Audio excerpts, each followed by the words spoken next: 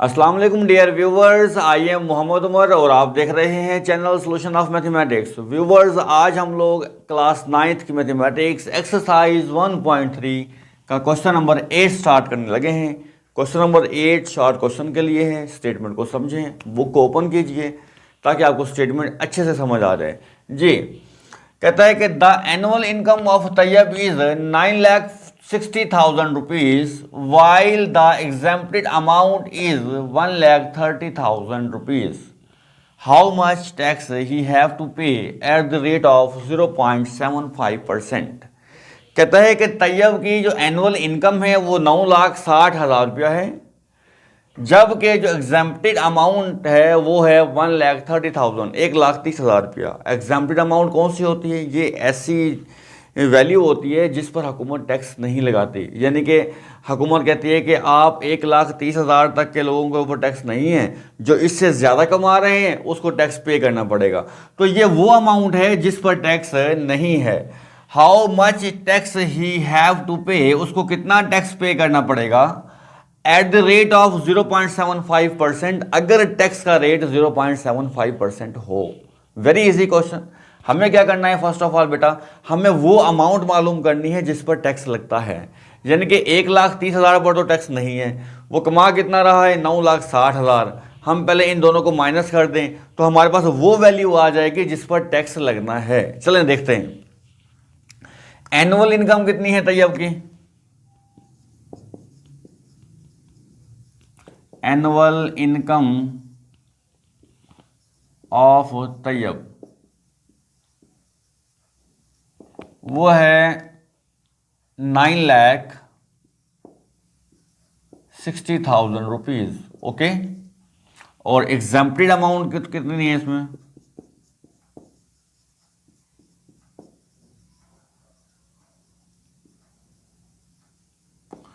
वो है बेटा 1,30,000 रुपीज।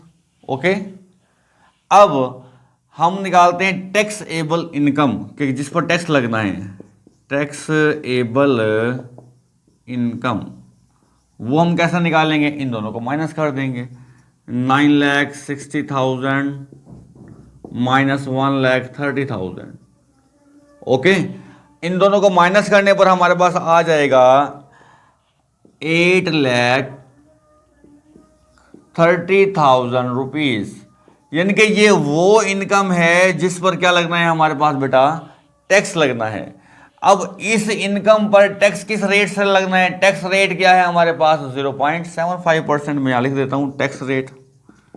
जो हमारा टैक्स रेट है वो है 0.75%।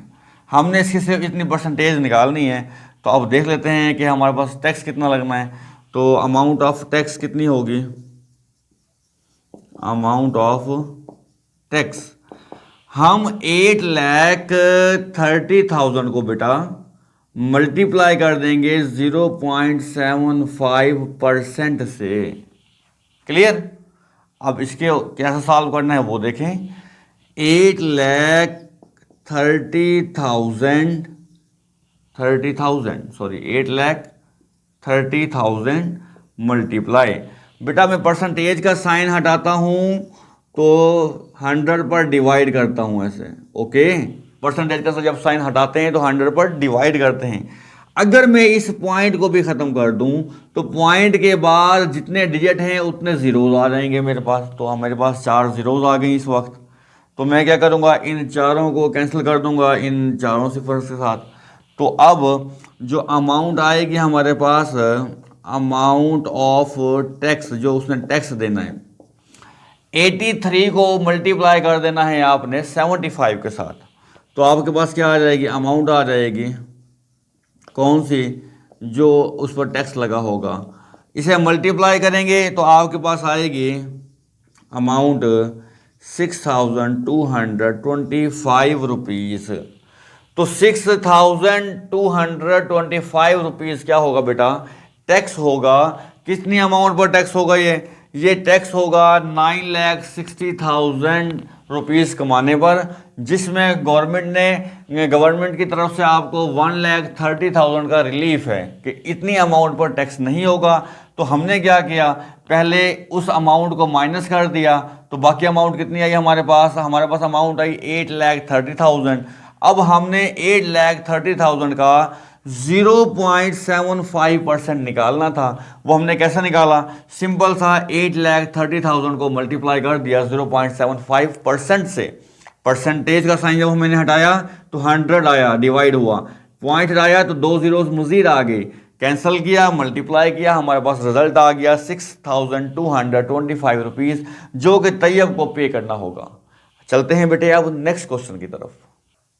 क्वेश्चन नंबर 9 पर मूव करने से पहले वो तमाम बेटे जिन्होंने अभी तक चैनल को सब्सक्राइब नहीं किया, उनसे रिक्वेस्ट है कि वो पहले चैनल को सब्सक्राइब कर लें और बेल आइकन को ऑन कर लें, ताकि हमारी आने वाली हर वीडियो का नोटिफिकेशन आपको मिलता रहे।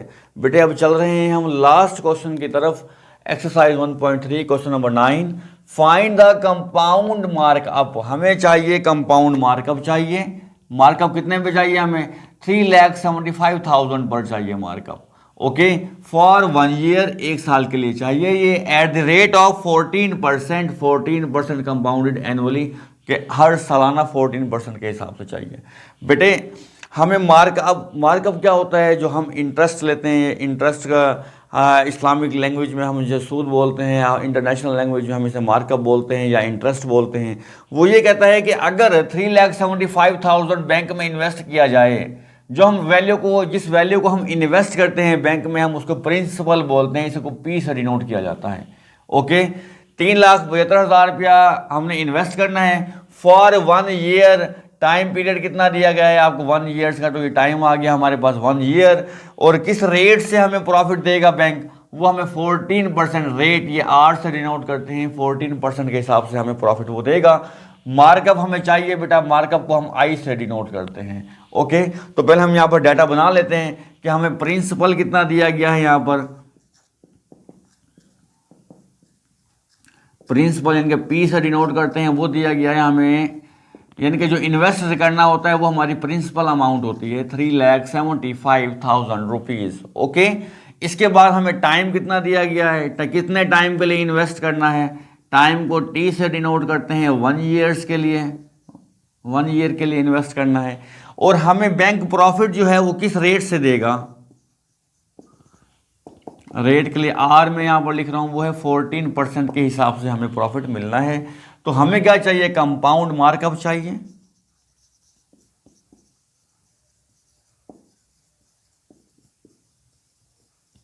आई से डिनोट करते हैं मार्कअप को, ये हमें मालूम करना है। ओके, तो बेटा कंपाउंड मार्कअप हमें सिर्फ चाहिए मार्कअप, कि हमें प्रॉफिट कितना मिल रहा है।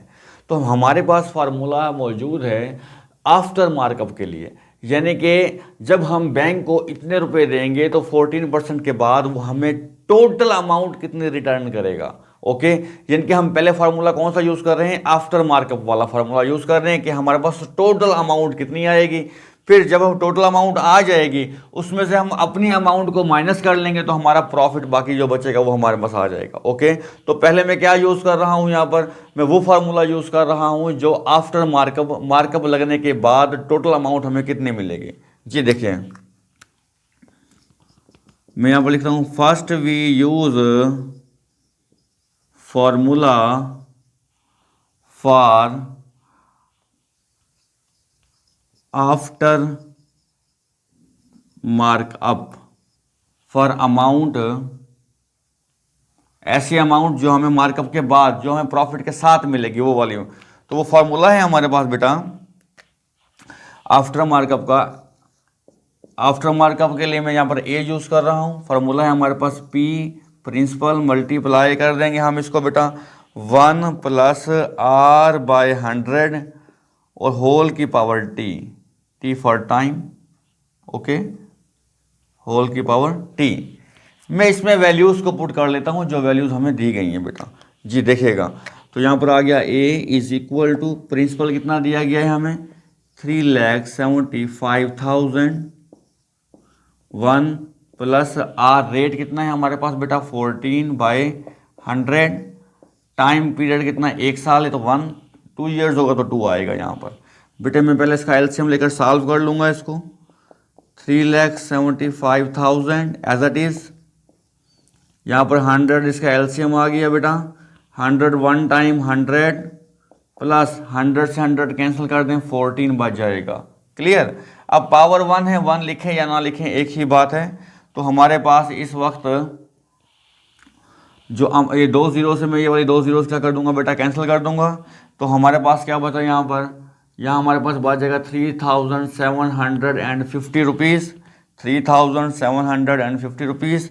मल्टीप्लाई हमें इसे किससे करना है बेटा, 100 प्लस 14 कर दें तो 114 आ जाएगा। ओके, तो इन दोनों वैल्यूज़ को हमें क्या करना होगा, मल्टीप्लाई करना होगा। मल्टीप्लाई के बाद जो आंसर होगा वो हमें यहाँ पर लिखना होगा। तो हमें आंसर मिलेगा मल्टीप्लिकेशन के बाद इसका 4,27,500 रुपीज़। ये आप कैलकुलेशन कर लीजिएगा, एक बार चेक कर लीजिएगा कि इन्हें मल्टीप्लाई करने के बाद क्या रिजल्ट आ रहा है। तो आफ्टर मार्कअप जो बैंक हमें रिटर्न दे रहा है वो कितना दे रहा है, 4,27,500 रुपीज़। हमने इन्वेस्टमेंट कितनी की थी, 3,75,000 की थी। एक साल के बाद बैंक हमें रिटर्न कितना कर रहा है, 4,27,500 रुपीज़ हमें रिटर्न दे रहा है। ओके, ये तो था रिटर्न। लेकिन उसने हमें सवाल में क्या कहा है कि फाइंड कीजिए कंपाउंड मार्कअप। सिर्फ हमें मार्कअप चाहिए, हमें टोटल अमाउंट नहीं चाहिए, हमें ये चाहिए कि वो हमें कितना प्रॉफिट दे रहा है। तो उसके लिए हम क्या करेंगे, वी नो डैट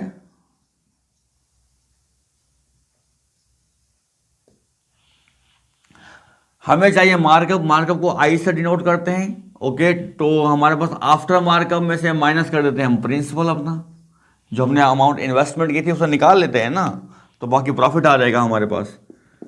तो ये है 4,27,500 रुपीज़ माइनस प्रिंसिपल कितना है हमारे पास, 3,75,000, 3,75,000।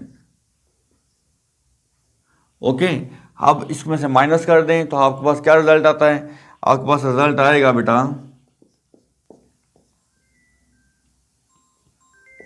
आपके पास रुपीज़ आ जाएंगे 52,500 रुपीज़।